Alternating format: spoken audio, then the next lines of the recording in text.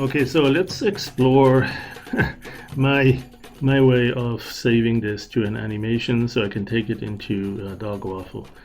So this is a looping animation. We can see there's a couple of keyframes. I can do another tutorial on how I created this, and it's ready to render. So I need to see over here on the right side you have export format. Let's stop this animation with spacebar. So we have render settings and output settings. So the render is going to be where you say how you want it rendered, like whether it should be, shaded textures and so on. That's the preview, but you have kind of similar options here that affect which renderer you're using, a number of other things, whether shadows should be calculated. There's a whole bunch of options. Ray tracing, should we use that? Yada yada yada. We'll just use a default here. The point is more so much to focus on not so much the render options but the output. And so with the output options, that's where you say what format you want, what dimensions the image should be. Right, let's say you don't want it 1920 by 1080. Let's say you want it smaller than that. Let's say 1280 by 720. Or maybe even a square shape or more a vertical orientation. In fact, let's do that. Let's do a fairly small one just for grins and testing here. 640 by 640. Let's put it into a square. Let's see if that will work. If we look at the, oh, that's not the right way. 640. We'll go like that. So if we look at rendering this, the viewing from the camera looks still fairly good. Let's do a quick test render. So when you render it here, that will show here. It's pretty small. We could bring the camera closer, but let's not worry about that. Right now we just want to get this going. So maybe one way to get the character a little bit bigger is to actually render it to a bigger image, even though much of that is going to be background and waste, but we can work on that too. So let's make it a 1024, just a little bit bigger. And same thing here. And then we have some aspect ratio, we have some other options. You can actually make it significantly bigger here with the percentage. The thing we want to do is really to focus. When we do the animation, we need to say what the frame rate is going to be. If we do some quick tests initially, we might not even need that many. We could do 15 even. I guess that depends on what format also we use. So that's the thing, is we need to explore what other options are there. Where is it going? The output here, that's super important. It's to indicate where are the images going, or where is the video going if we render it out to video. So there's going to be the file format, and I would definitely recommend using PNG because that's also allowing you to have the transparent background. So there's an alpha channel. It might work with Targa or RAW. I haven't tried them yet. Some of that might work, some of them might not. Depends on whether you import it in Dog Waffle into the brush directly or into the animation or single images. So some of it will work better than others. TIFF might be an option too. We have the ImageMagick plugin to import it into Dog Waffle. But there is a couple of other, I think PNG really is most promising. If you don't have any transparency, you might even go with JPEG, but that's lossy. So probably best to stick with PNG for now. There is an FFmpeg for video, and that's the thing, is that there is a number of codecs here, but I don't know that it has the ability to find our AVI codec that I like to use, which is the Lagarif. So we'll experiment with that separately. Here I just want to get started with a single image or an image sequence, right? So we specify what format and we specify where we want it. I have on the C drive a temp folder, and so we'll just save it there. And so we're not actually going to click a button to say save.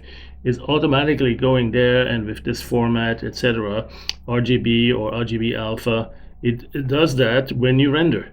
Okay, so here you say sort of where you want it eventually when it gets ready to render, and now it's time to go do that. So you go render a single image, and that's done. And now you can close that, but you can go to the folder where that thing was rendered.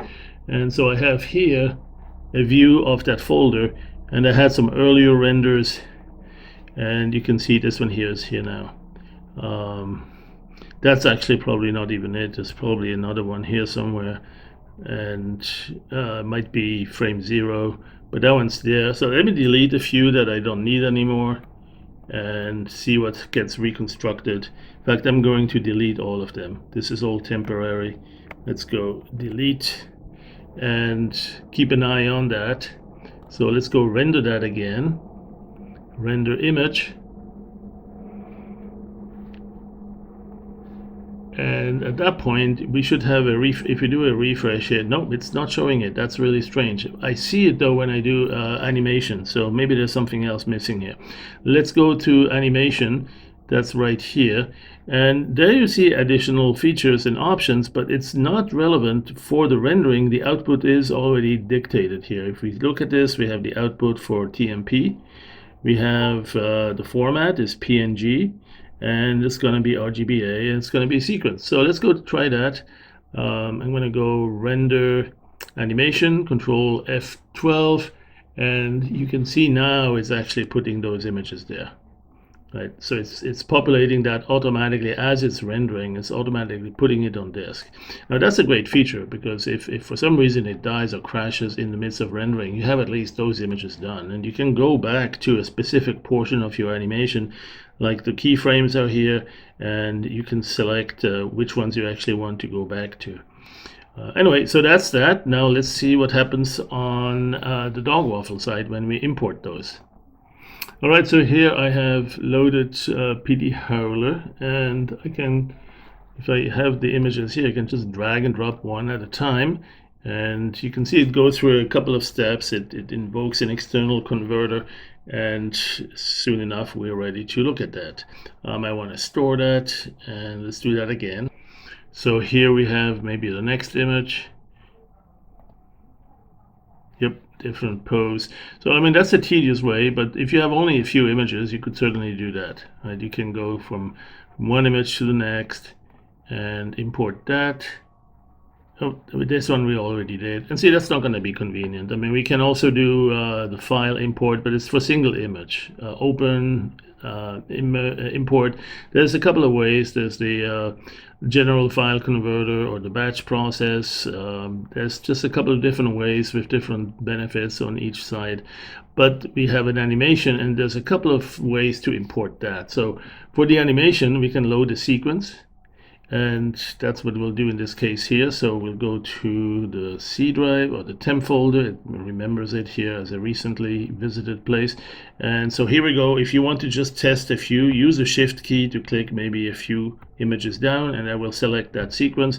If you have many other formats, you may want to say, let's look at only the PNG images. So here they are. Let's go from number 1 to 8 or 7 and load those. So now it's created an animation, and you can see that that's going to work. You will want to know, well, how much memory does it take. Maybe you can look under animation create to get an idea of, well, what if I have 22 images, you know, what size is it going to need? And that's definitely not going to be a problem for this little looping animation. So I'm going to go and animate, load sequence, and this time I click the first one, and then I shift click the last one, that's 22. So I have a total of 22 frames here. And we can see them once they're in, they're known as number 0, frame number 0 here somewhere, if it's not hidden by the controls of the recording. And then here's frame number 21. So we have a total of 22 frames, and when you play that, you have a nice little sequence there. Now the background is grayish. There are probably some parts here that are gray too, so it's not perfect for keyframing or for background elimination, but still we can use this in a couple of ways. First of all, we might want to change the size a little bit, right? There's a lot of wasted space. We don't need to keep that. The idea is we want to get this into the animated brush.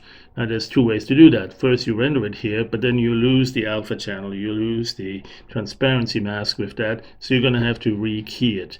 First step for that is maybe to make it a little bit smaller. So let's say we use the rectangular area here to select something like this, and of course we need the invert of that. Let's go invert the selection.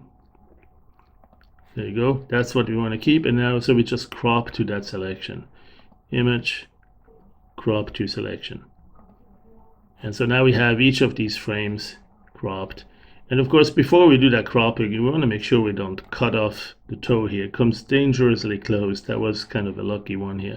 We should always first animate and preview it before we actually crop it, so we don't accidentally have part of the head chop off here if it gets too close. But now that's done, so this is an interesting one to store, perhaps store this animation. And that way we have a snapshot we can get back to. Also, if the program dies, if you run out of battery or run into a bug or run out of memory, you can expect that one to be saved and stored back, restored back. So now we can also right click on the keyframer here, or the custom brush selector tool. That's for keying. And so you can select, oh, it's not showing actually the image. It should show here. Oh, I need to first, I guess I need to pick it up as a custom brush first. So I'm going to do that. I'm going to select this and select the whole thing. So make sure you're on the first frame, because it's going from the current frame to the end. When you press the Alt key and then you let go, so the Alt key is down, then you let go of the cursor, and now it's selected all of the frames from the current frame to the end. And now you can store that. It's in a brush, but you can also store that and manage it. So now you'll see, well, it's still opaque, but you can now, because you have a custom brush, you can use this one here with the right button, and you can select the background. And so sure enough, it keys to that. You might need to adjust a little bit some of these parameters for tighter or loose. Make sure it's not ghosting or disappearing here, but you can get a nice little cutout, and it's doing that on the entire frame sequence. If you show the film strip here, this one doesn't have it yet, but the brush that we have currently that we're working on with this here does have that transparency. So if we store that, store and manage a copy of that one, now you see this one has transparent background. And you can see it does that over the entire image sequence. So this is now perfect for rendering here, right? You see it's in the image, and you can change the size, you can change a couple of things, and you can have them walk around. So let's say you create another animation now. Let's say first we'll free this one, and then we'll actually create another image a little bit bigger, something like this.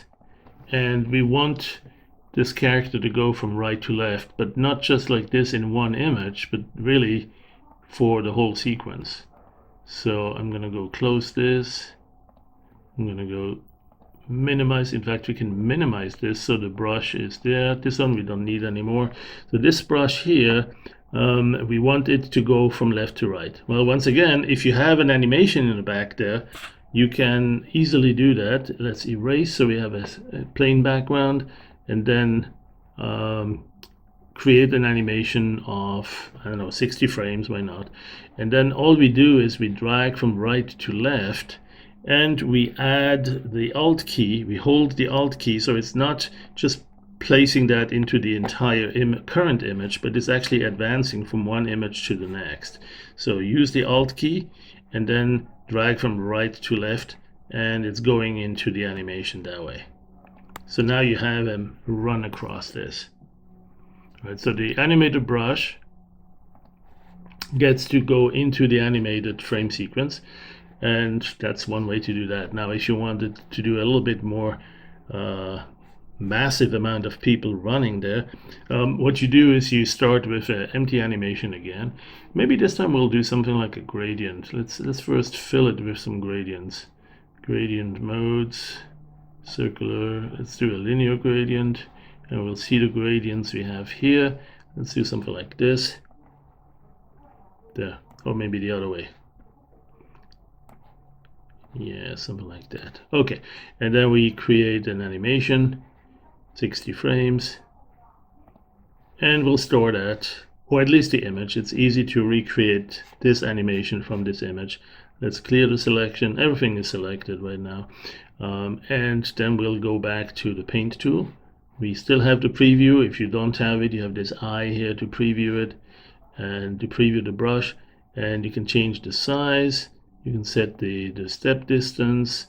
And all we need is to drag it from right to left. But what we want to do is have a whole bunch of them running here. So you're going to want to have some small ones, and you're going to want to have them appear like they're walking slower.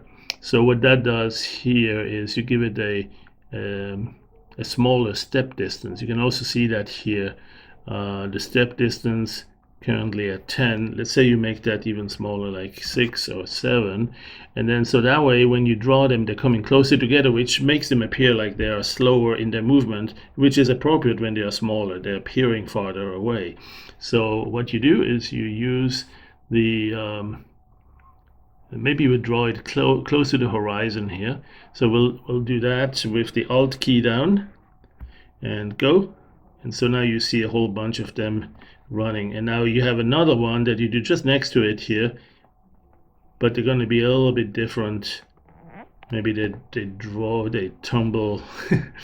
And then it's time to give him some other looks here. So maybe a little bit bigger. And of course also a little bit bigger here on the step distance, maybe 2 steps up. So that's going to be in front, and they run faster.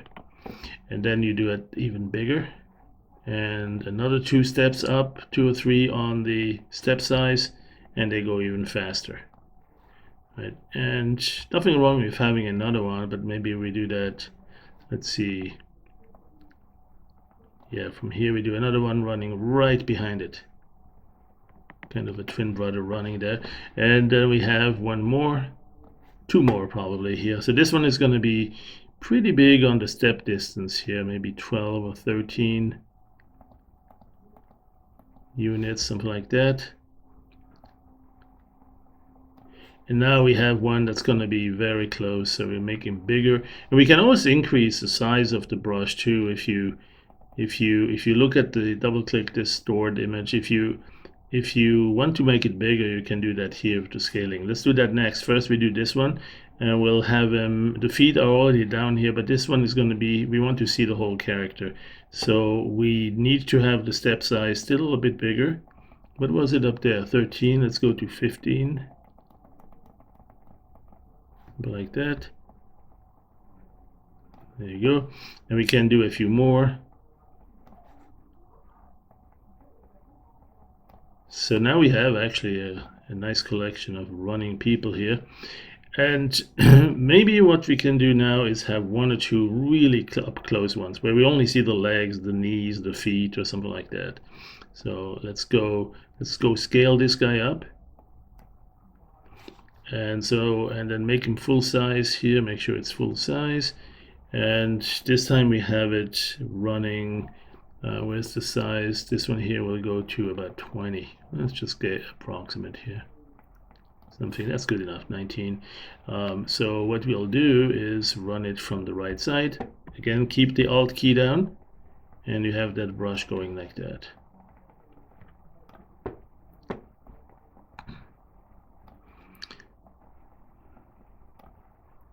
And it's never too late to increase it even further. So you can go to the brush menu and resample it even more, maybe double it up or whatever. So this is a really big one now, and it's doing the resampling on the entire guy.